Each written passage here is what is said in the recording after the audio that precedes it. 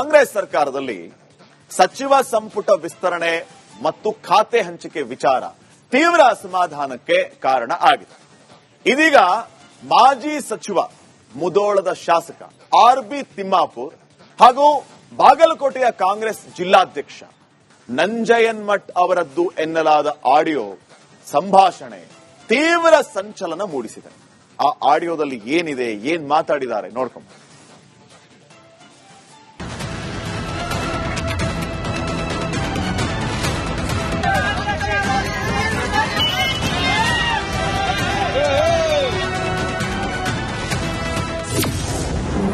ಕಾಂಗ್ರೆಸ್ ಹೈಕಮಾಂಡ್ಗೆ ನಿಂದಿಸಿದ್ರ ಮಾಜಿ ಸಚಿವ ತಿಮ್ಮಾಪುರದ್ದು ಎನ್ನಲಾದ ಆಡಿಯೋ ವೈರಲ್. ರಾಜ್ಯ ಕಾಂಗ್ರೆಸ್ ಸರ್ಕಾರದಲ್ಲಿ ಸಚಿವ ಸಂಪುಟ ವಿಸ್ತರಣೆ ಮತ್ತು ಖಾತೆ ಹಂಚಿಕೆ ವಿಚಾರವಾಗಿ ಆಡಳಿತ ಪಕ್ಷದ ಒಳಗೆ ತೀವ್ರ ಅಸಮಾಧಾನ ಹೊಗೆಯಾಡ್ತಾ ಇದೆ. ಇದೀಗ ಮಾಜಿ ಸಚಿವ ಮುಧೋಳ ಶಾಸಕ ಆರ್.ಬಿ. ತಿಮ್ಮಾಪುರ ಹಾಗೂ ಬಾಗಲಕೋಟೆ ಕಾಂಗ್ರೆಸ್ ಜಿಲ್ಲಾಧ್ಯಕ್ಷ ಎಸ್.ಜಿ. ನಂಜಯ್ಯನಮಠ ಅವರದ್ದು ಎನ್ನಲಾದ ಆಡಿಯೋ ಸಂಭಾಷಣೆ ತೀವ್ರ ಸಂಚಲನ ಮೂಡಿಸಿದೆ.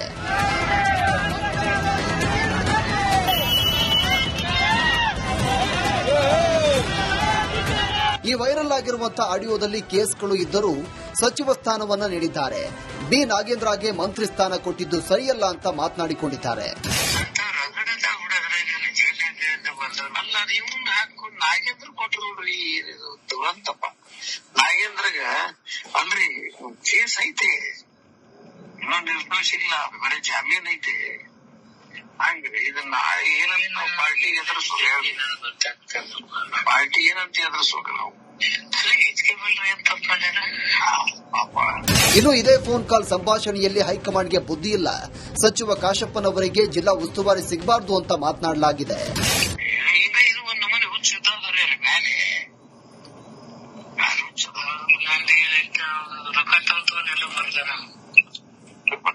ಒಂದೊಂದು ಮತ್ತೆ ಇನ್ನೊಂದು ಅವು ಅದಾವಲ್ಲ, ನಾ ಹಿಂದಕ್ಕೊಮ್ಮೆ ಪ್ರಾಮಾಣಿಕವಾಗಿ ದಕ್ಷತೆಯಿಂದ ಕೆಲಸ ಮಾಡ್ತಾನಂತ ಹೇಳಿ ಎಸ್ ಕೆ ಪಾಟೀಲ್ ಸಂಬಂಧ ವೇಣುಗೋಪಾಲ್ ಮುಂದೆ ಹೇಳಿದ್ರ ನಾವು ಹೈಕಮಾಂಡ್ ಅವ್ರು ಪ್ರಾಮಾಣಿಕ ಆಗಿರ ಅಂತ ಹೇಳಿದೀವನ ಅಂತ ಕೇಳಿ ನನಗ. ಆರ್.ಬಿ. ತಿಮ್ಮಾಪುರ ವಿರುದ್ಧ ಪ್ರೊಟೆಸ್ಟ್.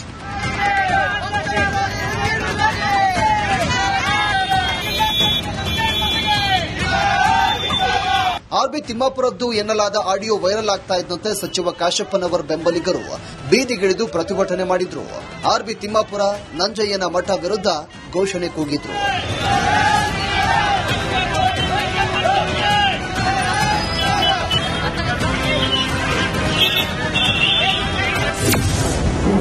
ಇದು ಪಕ್ಷಕ್ಕೆ ದ್ರೋಹ ಮಾಡುವ ಕೆಲಸ. ವಿಜಯಾನಂದ ಕಾಶಪ್ಪನವರ್ ಕಿಡಿ. ಪಕ್ಷದವರು ನಮ್ಮ ವಿರೋಧದವರು ಯಾರು ನಮ್ಮ ಮುಂದೆ ಬಂದಿರೋ ತಾಕತ್ತು ಇಲ್ಲ, ದಮ್ಮು ಇಲ್ಲ. ಆದ್ರೆ ನಮ್ಮವರೇ ಷಡ್ಯಂತ್ರ ಮಾಡುವಂತ. ಈಗ ಅವರಿಗೆ ಅವಕಾಶ ಕೊಟ್ಟಿದೆ, ಪಕ್ಷ ಅವಕಾಶ ಕೊಟ್ಟಿದೆಯಲ್ಲ. ಯಾರ್ಯಾರು ಮಾತಾಡಿದರೆ ನಾನು ನೋಡಿದ್ದೀನಿ, ನೀವು ಹೇಳೋದು ಮಾಧ್ಯಮದಲ್ಲಿ ಬಂದಿದೆ ಇವತ್ತು. ಕೆಲವಷ್ಟು ಆರ್.ಬಿ. ತಿಮ್ಮಾಪುರ ಅವರು ಮತ್ತೆ ನಮ್ಮ ಜಿಲ್ಲಾ ಅಧ್ಯಕ್ಷರು ಮಾಜಿ ಶಾಸಕರಂತ ಎಸ್.ಜಿ. ನಂಜಯ್ಯನಮಠ ಅವರ ಮಾತನ್ನ ನಾನು ಕೇಳಿದ್ದೀನಿ. ಈ ರೀತಿ ಒಬ್ಬ ಪಕ್ಷದಲ್ಲಿ ಇದ್ಕೊಂಡು ಪಕ್ಷದ ಬಗ್ಗೆ, ಪಕ್ಷದ ನಾಯಕರ ಬಗ್ಗೆ ಮಾತಾಡುವಂಥದ್ದು ಸರಿಯಲ್ಲ. ಯಾರೇ ಇರ್ಬೋದು, ನಾನೇ ಇರ್ಬೋದು, ಯಾರೇ ಇರ್ಬೋದು. ಈ ರೀತಿ ಒಬ್ಬ ಹಿರಿಯ ನಾಯಕರು ಅವರು ಈ ಜಿಲ್ಲೆದ್ದು. ಹರಾಜು ಮೂಲಕ ಸಚಿವ ಸ್ಥಾನ ನೀಡಿದ್ದಾರೆ. ಕಾಂಗ್ರೆಸ್ ವಿರುದ್ಧ ಛಲವಾದಿ ವಿಜಯೇಂದ್ರ ಆಕ್ರೋಶ. ವಿಪಕ್ಷಕ್ಕೆ ಈ ಆಡಿಯೋ ದೊಡ್ಡ ಅಸ್ತ್ರ ಕೊಟ್ಟಂತಾಗಿದ್ದು, ಕಾಂಗ್ರೆಸ್ ಹರಾಜು ಮೂಲಕ ಸಚಿವ ಸ್ಥಾನ ನೀಡಿದ್ದಾರೆ. ಎಷ್ಟು ಸಾಧ್ಯವೋ ಅಷ್ಟಕ್ಕೆ ಹರಾಜು ಆಗಿದೆ ಅಂತ ಛಲವಾದಿ ನಾರಾಯಣಸ್ವಾಮಿ ಆರೋಪ ಮಾಡಿದ್ದಾರೆ. ಇತ್ತ ವಿಜಯೇಂದ್ರ ಕೂಡ ಭ್ರಷ್ಟರಿಗೆ ಸಚಿವ ಸ್ಥಾನ ಕೊಟ್ಟಿರುವುದು ಎಷ್ಟು ಸರಿ ಅಂತ ಹೇಳಿದ್ದಾರೆ. ಮೇಲಿನ ಮೇಲಿದ್ರೂ ಕೂಡ ಭ್ರಷ್ಟಾಚಾರದ ಆರೋಪ ಇದ್ರೂ ಕೂಡ ಕಾಂಗ್ರೆಸ್ ಅವರಿಗೆ ಉಡುಗೊರೆಯಾಗಿ ಮತ್ತೆ ಮಂತ್ರಿಯನ್ನಾಗಿ ಮಾಡತಕ್ಕಂತ ಕೆಲಸವನ್ನ ಮಾಡಿದ್ದಾರೆ. ಇದರಿಂದ ಸಾಬೀತಾಗತ್ತೆ ಅವರು ಕಾಂಗ್ರೆಸ್ ಪಕ್ಷದವರು ಭ್ರಷ್ಟಾಚಾರಕ್ಕೆ ಬೆಂಬಲ ಕೊಡ್ತಕ್ಕಂಥವರು. ಕ್ಯಾಬಿನೆಟ್ ಮಿನಿಸ್ಟರ್ಗೆ ಇವತ್ತು ಬೆಂಗಳೂರು ಬಿಟ್ಟು ಹೊರ ಹೋಗೋದಕ್ಕೆ ಇವತ್ತು ಅನುಮತಿ ಇಲ್ಲ. ಇವತ್ತು ಭ್ರಷ್ಟಾಚಾರದ ಆರೋಪ ಹೊತ್ಕೊಂಡಿರ್ತಕ್ಕಂಥ ವಾಲ್ಮೀಕಿ ಅಭಿವೃದ್ಧಿ ನಿಗಮದ ಹಗರಣದಲ್ಲಿ ಲೂಟಿ ಮಾಡಿರ್ತಕ್ಕಂಥವ್ರನ್ನ ಚಾರ್ಜ್ ಶೀಟ್ ಇದ್ರು ಕೂಡ ಮತ್ತೆ ಕ್ಯಾಬಿನೆಟ್ಗೆ ಸೇರಿಸಿಕೊಂಡಿರುವಂತದ್ದು. ಇವ್ರು ಮತ್ತೆ ಭ್ರಷ್ಟಾಚಾರ ರಹಿತ ಆಡಳಿತನ ಅಂತ ಹೇಳಿಕೆಯನ್ನು ಕೂಡ ನೀಡುತ್ತಾ ಇದ್ದಾರೆ. ನಾಗೇಂದ್ರ ಅವರು ಯಾಕೆ ಇವತ್ತು ಸಚಿವ ಸಂಪುಟಕ್ಕೆ ಸೇರಿಸಿಕೊಂಡಿದ್ದಾರೆ ಅಂತ ಹೇಳಿದ್ರೆ ಕಾಂಗ್ರೆಸ್ ಹೈಕಮಾಂಡ್ಗೆ ನೇರವಾಗಿ ಹೆದರಿಸಿದ್ದಾರೆ ಅವರು. ನಾಗೇಂದ್ರ ಅವರು ನನ್ನನ್ನೇನಾದ್ರೂ ಸಚಿವ ಸಂಪುಟಕ್ಕೆ ತೆಗೆದುಕೊಳ್ಳಿಲ್ಲ ಅಂತ ಹೇಳಿದ್ರೆ ನಾನಿನ್ನು ತಾಳ್ಮೆಯಿಂದ ಕೂರೋದಕ್ಕೆ ಸಾಧ್ಯ ಇಲ್ಲ, ಕಾಂಗ್ರೆಸ್ ಹೈಕಮಾಂಡಿನ ಬಂಡವಾಳವನ್ನು ಬಹಿರಂಗಪಡಿಸ್ತೇನೆ ಅಂತೇಳಿ ಬೆದರಿಕೆ ಹಾಕಿದ ನಂತರವೇ ಅವರು ಕ್ಯಾಬಿನೆಟ್ಗೆ ತೆಗೆದುಕೊಂಡಿರುವಂತದ್ದು. ಈ ಆಡಿಯೋ ಕೋಲಾಹಲ ಎಬ್ಬಿಸ್ತಾ ಇದ್ದಂತೆ ಆರ್ಬಿ ತಿಮ್ಮಾಪುರ ಪ್ರತಿಕ್ರಿಯೆ ನೀಡಿದ್ದು, ಆ ಆಡಿಯೋದಲ್ಲಿ ನಾನು ಮಾತನಾಡಿಲ್ಲ, ನಾನು ಪಕ್ಷದ ಶಿಸ್ತಿನ ಸಿಪಾಯಿ ಎಂದಿದ್ದಾರೆ.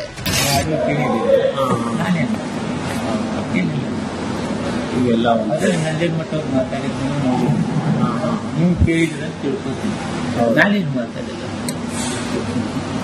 ನಾನು ಫಸ್ಟ್ ಪಕ್ಷದ ಶಿಸ್ತಿನ ಸಿಪಾಯಿ.